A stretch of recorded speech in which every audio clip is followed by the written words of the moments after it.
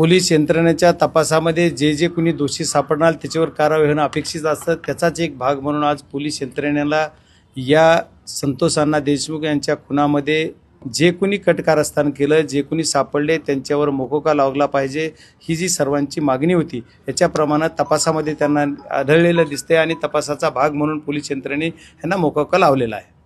खुनाच्या गुन्ह्यामध्ये देखील त्यांना आता एसआयटी ताब्यात गेला आहे। आता आज एसआयटीने कोर्टातच म्हणलं गेलेलं आहे की खुनाचा कट रचण्यामध्ये हे सामील आहे, त्याच्यामुळे आम्हाला यांना ताब्यात घ्यायचा आहे, त्याचा भागच तो आहे, त्याच्यामुळे ते ऑटोमॅटिक त्याच्यात आलेले आहेत। आता परळीमध्ये बंद पुकारण्यात आला, काही ठिकाणी अशांतता पसरली आहे, काही दंगल सदृश परिस्थिती नाही, हे काही मुठभर समाजकंटकाचं काम आहे, ही उत्स्फूर्त असं लोकांनी कुणी बंद केलेल्याचा भाग नाहीये। मी आता आपल्या वाहिनीची जे माध्यमातून बघितलं की 50-50 पोरं असे काहीतरी मोटरसायकलवर दाब देत होते, बंद कर वगैरे असं बघितलेलं, तर या समाजकंटकावर पोलीस यंत्रणेचं नियंत्रण असेल। आमच्या बीड जिल्ह्याचे पोलीस सुद्धा खूप जागरूकतेनं काम करत असतील, SP साहेब सुद्धा त्याच्यावर लक्ष ठेवून आहेत। सकाळी पण माझं SP साहेबांचं बोलणं झालेलं। आज बीड जिल्ह्यामध्ये जे आहे ते जमावबंदीचं कलम सुद्धा लागू आहे। जमावबंदीचं कलम लागू असताना कुणी जर एखाद्याला आंदोलन करीत असेल तर ते नियमाप्रमाणे करतात का कसे हे मला सांगता नाही यायचं, कारण त्याला परवानगी घेतलेली का परवानगी दिलेली काय पोलीस यंत्रणा सांगू शकेल, पण असं कुणी करू नये, त्याच्यामुळे अशांतता असायचं काही कारण नाही।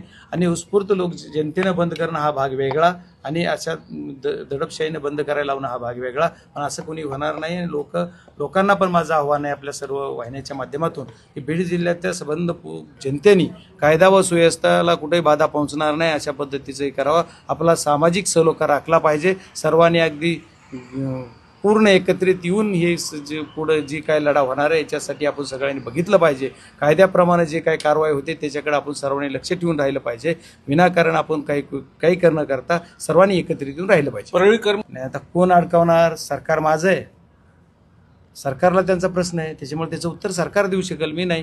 आणि आमचं म्हणणं आहे की आमचा माणूस गेलाय त्याला न्याय पाहिजे, ही सर्व समाजाच्या सर्व जाती धर्माची मागणी आहे, संबंध महाराष्ट्राची मागणी आहे। त्याच्यामुळे ही माणुसकीला काळीमा फासणारी घटना घडली, माणुसकीला न शोभणारी घटना केली, क्रूर हत्या केली, टॉर्चर करू मारलं, याच्यामुळे मारेकऱ्याला फाशी झाली पाहिजे, जो कोणी मास्टर माइंड आहे सापडला पाहिजे, ही आमची मागणी। आता एक जण सापडत आहेत, एक जण ऍड होतात, पहिले 7 होते, 8 झाले, 9 झाले, आता आणखी किती होणार आहेत हे आपण बघू ना, कारण यांना कुणी पळून जायला साथ दिलेली आहे, कुणी शेवट ते खुनाचा जो कट रचला गेला त्यावेळी कोण होते, कुठं रचला गेला, ही कशी याची सुरुवात झाली। आमच्याकडे जी प्रथमदर्शनी लक्षात आलेलं आहे 29/11 जो काही ही झाला त्या दिवसापासून चे पूर्ण घटनाक्रम आहे। 29/11 त्यांना काय खुंडणी मागितली गेली, त्यांना दाब दिला गेला, 6 तारखेला थोडं तिथं काही भांडणं झाले गेले, 6 तारखेला त्या कंपनीच्या आवारात जाऊन कुणी भांडणं केले, त्याच्या बाहेर कोण होतं, कुणाच्या किडनॅपिंग करताना गाड्या कुणाच्या होत्या, कोण मालक होता, त्याचा ड्रायव्हर कोण, ती मध्ये कोण, ह्याचा तपासी मारताना तिथं कोण होतं, यांची बॉडी टाकली तिथं, पळून गेले तिथं,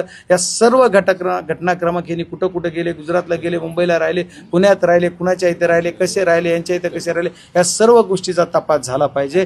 आता बरेच काही प्रकरण येतात, आणखी एवढे एक प्रकरण आहे, काल कुठं आणखी त्या हार्वेस्टरचा मुद्दा येतोय, असे भरपूर प्रकरण निघणार आहेत। आता एक लोक हिम्मत करतायत, अगोदर हिम्मत नव्हती लोक आहेत, आता हिम्मत, आता उद्यापासून बघा आता हिम्मत आणखी वाढेल। तुम्ही सातत्याने नाही आता तुमच्या संबंधित सर्व वाहिन्यांच्या लोकांच्या लक्षात यायला पाहिजे की पुणे कनेक्शन काय आहे। मी जे म्हणायचो पहिल्या बाईटला मी बोललेलो की ह्याचं कनेक्शन धाराशिव मार्गे कुठं पुण्यात जुळतंय का, याचा असा अर्थ आहे की धाराशिव पुण्याची काही दादागिरी, काही खंडाने काही असे करणारे काही जी कुठं ते पुण्याची कुणी आहेत का, कारण हे लोक पुण्यातच सापडले ना, मग हे पुण्यात कसे सर्वजण सापडले हा सुद्धा महत्वाचा गँगचा काही संबंध जोडला नाही। मला कुठल्याही गँगचं माहित नाही, मला त्याचं नाही, पण हे काम पोलीस यंत्रणेचं आहे आणि पोलीस यंत्रणा याचा तपास करेल असं मला म्हणायचं। आज मी कुणावरच आरोप करत नाही। ठीक आहे।